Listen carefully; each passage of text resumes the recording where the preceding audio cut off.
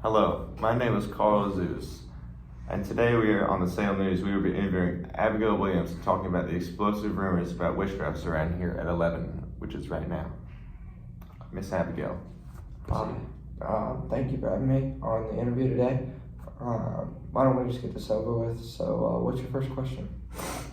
Harsh tone. Abigail, we have heard from some witnesses that said that you have seen you and John Proctor meeting together in private after Goody Proctor dismissed you from being the servant of the Proctor household. Supposedly, you were dismissed because you and Mr. Proctor were having an affair. Is that true? And if so, what were you two doing meeting in private? No, I would never do such a thing. John and I were never meeting.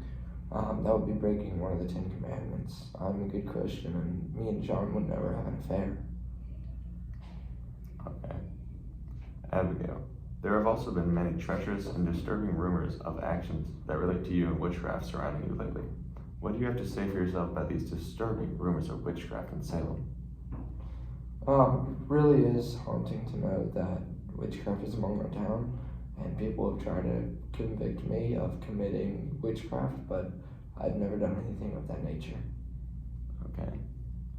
Abigail, there has been some evidence given from witnesses to say that these rumors are true. One rumor states that you and the other girls who are supposedly being tormented by the devil danced around a cauldron deep in the woods while singing Barbados witchcraft chants with the tuba, and that y'all had put a live frog in a cauldron full of boiling water, according to Reverend Paris, when he caught y'all. And he also stated that there was one girl dancing naked around the cauldron while singing the chants.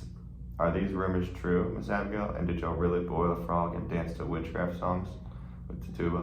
Well, yes, we were dancing to Tatuba's Barbados songs, but I can surely tell you that it had nothing to do with witchcraft in any way.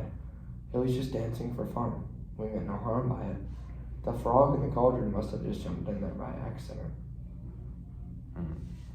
Okay, Miss Abigail.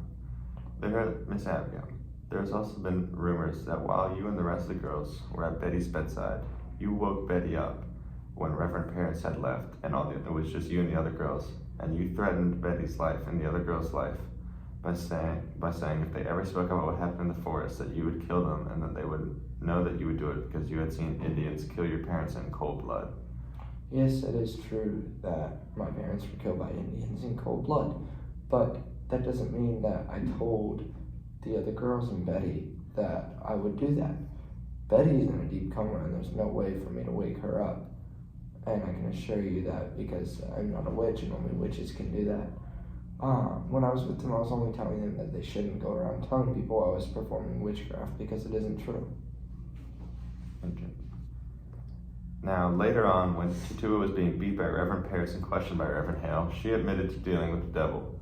And then very quickly after she admitted, you were the first to admit that you had also been forced to sign the devil's book and that you wanted to renounce and go back to Jesus.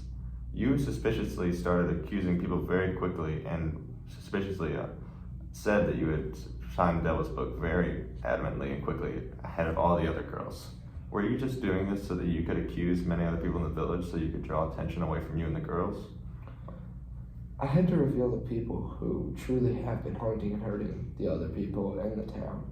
So the accusations were not just to draw the attention away from myself, but they were true. Interesting. You and all the other girls who danced in the forest have been getting deathly like pains as of lately, ever since y'all danced in the forest. They have been very frequent in court whenever there is evidence brought up or someone is talked about, like the 10 Commandments or many other examples.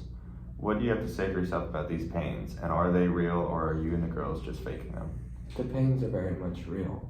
Whenever someone with an evil spirit comes near us, we can feel them trying to torment us through the devil. We can feel the pain, and we can tell that they are witches through that pain.